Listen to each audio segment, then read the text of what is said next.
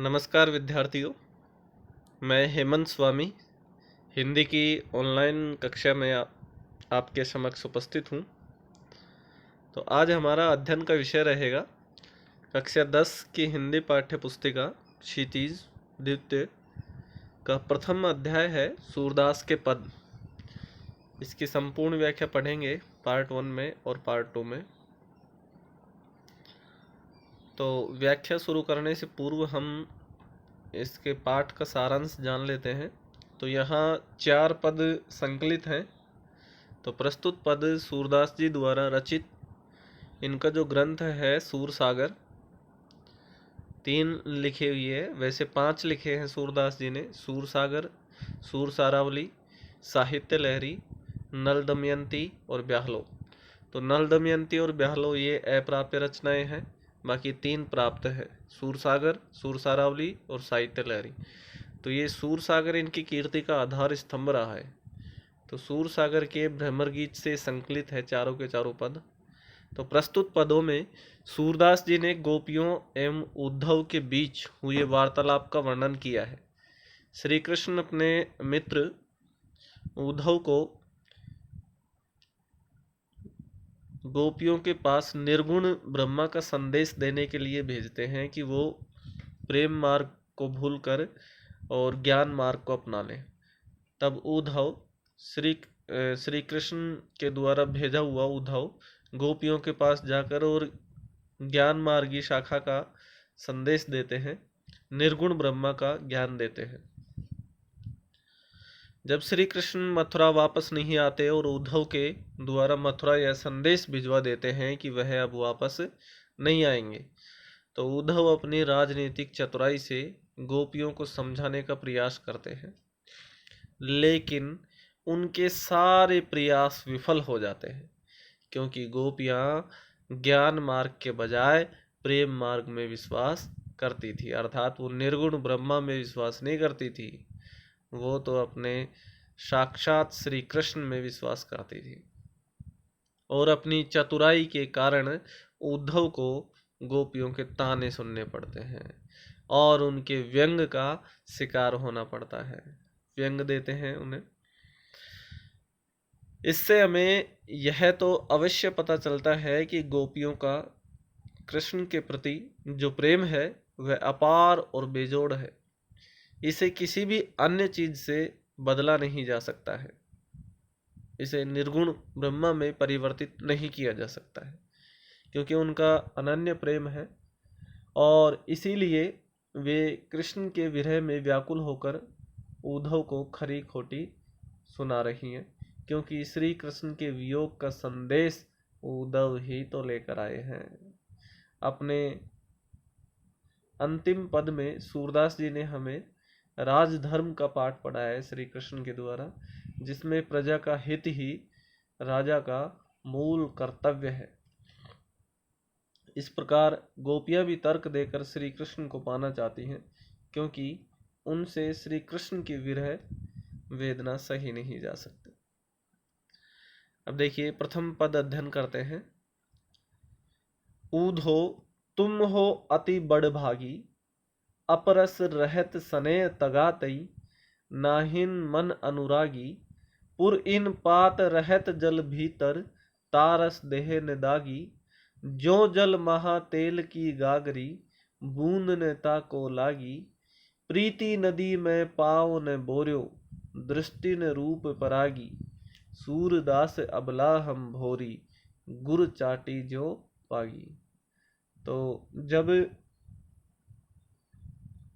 श्री कृष्ण उद्धव को गोपियों के पास निर्गुण ब्रह्मा का संदेश देने के लिए भेजते हैं और उद्धव गोपियों को निर्गुण ब्रह्मा का संदेश देता है, तब प्रत्युत्तर में गोपियां उद्धव से कहती हैं कि हे उद्धव, तुम हो अति बड़भागी, अति अत्यंत बड़भागी, बड़े ही भाग्यशाली, भाग्यवान, कि हे उद्धव तुम अत्यंत भाग्यशाली हो, क्योंकि तुम श्री कृष्ण के प्रेम में नहीं पड़े हो।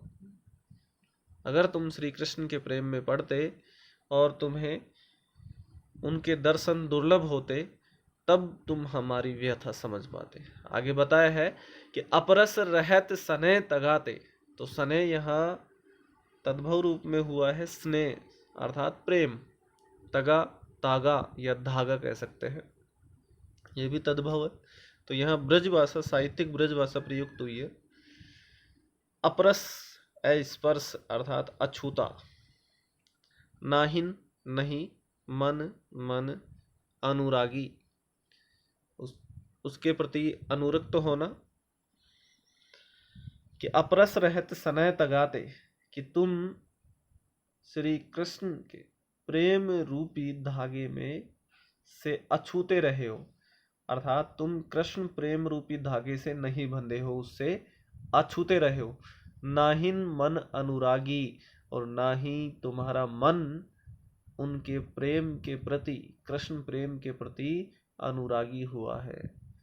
तो इसमें सने तगा में रूपक अलंकार है, प्रेम रूपी धागा। आगे देखो, पुरीन पात रहत जल भीतर, तारस देह न दागी। तो ये उद्धव की स्थिति बताई है कि तुम उस कमल के पत्ते के समान हो। पुरीन पात, पुरीन कमल, पात पत्ता, रहत जल भीतर, जिस प्रकार से कमल का पत्ता जल के अंदर रहने पर भी तारस, कि उसका रस अर्थात जल, देह न दागी, उसके शरीर पर दागिल नहीं करता है। कि कमल का पत्ता जल के अंदर रहते हुए भी वह जल उसके देह को अर्थात उस पत्ते को दागिल नहीं कर पाता है। तो एक उदाहरण तो ये दिया है, नीचे दूसरा उदाहरण दिया है, तो यहाँ उदाहरण अलंकार आ जाएगा। दूसरा है, ज्यों जल माह तेल की गागरी। ज्यों जैसे, जल माह जल में, तेल की गागरी तेल की मटकी। गागरी यहाँ गागर से बना है अर्थात मटकी। तो तेल की मटकी से तात्पर्य है कि तेल से सनी हुई मटकी। बूंद ने ताको लागी, ताको मतलब उसको। तो तेल से सनी हुई मटकी पर एक भी बूंद नहीं टिकती है। जो जल माह तेल की गागरी, बूंद ने ताको लागी, कि जिस प्रकार से जल के अंदर तेल से सनी हुई मटकी को डुबोने पर उस पर एक भी बूंद जल की नहीं टिकती है, उसी प्रकार से इन दोनों उदाहरणों के माध्यम से बताया है कि तुम श्री कृष्ण के समीप रहते हुए भी तुम पर श्री कृष्ण के प्रेम का कोई प्रभाव नहीं पड़ा है। प्रीति नदी में पाव ने बोर्यो। प्रीति नदी में फिर से रूपक अलंकार है। प्रीति प्रेम और नदी नदी, कि प्रेम रूपी नदी में पाँव, पाव पाद पैर, न बोर्यो, बोर्यो का अर्थ है डुबोया। कि तुमने कभी प्रीति नदी में, प्रेम रूपी नदी में पाँव नहीं डुबोया है, अर्थात तुम कभी प्रेम के संपर्क में नहीं गए हो।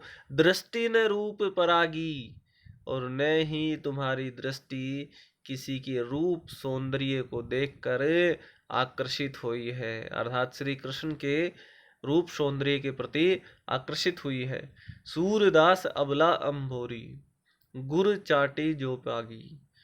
सूरदास गोपियों के माध्यम से कहते हैं कि हम तो भोली भाली अबलाएं हैं, गुर चाटी जो पागी। जिस प्रकार से ये बताया है कि हम श्री कृष्ण के प्रेम में उसी तरह लीन हैं, डूबी हुई हैं, तल्लीन हैं, जिस प्रकार से चींटी जो है गुड़ के चिपटी रहती है, और जब तक उसके शरीर में प्राण होते हैं, प्राणों के रहते वो गुड़ को नहीं छोड़ती हैं, उसी प्रकार से हमारे शरीर में जब तक प्राण रहेंगे हम श्री कृष्ण की ही भक्ति आराधना करते रहेंगे।